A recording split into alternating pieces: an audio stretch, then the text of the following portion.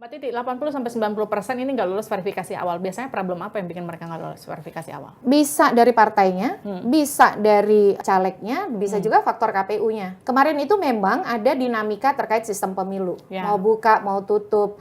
Jadi itu juga caleg tuh wait and see gitu ya. Partai juga wait and see. Karena kenapa? Penempatan caleg itu kan sangat menentukan posisi potensi kemenangan, potensi keterpilihan. Jadi satu, partai juga berlaku menunggu kepastian sistem pemilu itu ada pengaruhnya.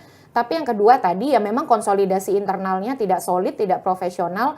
Jadi pengawalan kepada caleg untuk memenuhi persyaratan tidak optimal. Selain juga ada faktor dari sisi regulasi, persyaratan menjadi caleg kita tuh sangat administratif. Banyak sekali dokumen yang harus dipenuhi. Legalisir ini, legalisir itu, keterangan sehat, bukan hanya jasmani, ada juga rohani, harus ada surat keterangan pengadilan dan lain sebagainya. Itu tidak mudah dan tidak murah. Itu juga ada kontribusi ya. Contoh kalau dia S3.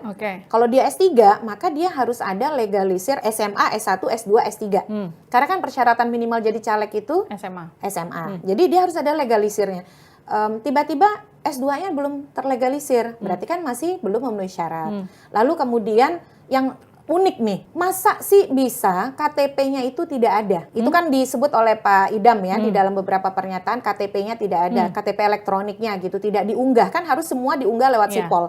Nah, menurut saya kalau itu bukan belum memenuhi syarat, harusnya dari awal itu pendaftarannya tidak diterima. Kan harusnya kalau mau diterima pendaftarannya, dokumennya harus lengkap begitu ya. Masalah dia memenuhi syarat tidak, itu belakangan. Jadi saya kira kontribusi KPU juga ada terkait dengan memastikan keterpenuhan dokumen itu dari awal. Jadi itu kita juga kadang-kadang saya simpati ya, terutama dengan caleg perempuan. Kadang-kadang di tempat daerahnya tidak ada rumah sakit yang bisa mendapatkan persyaratan itu, dia harus pergi ke kota lain dan itu butuh biaya. Jadi kita itu salah satu pemilu dengan pendekatan rezim administrasi yang sangat ketat.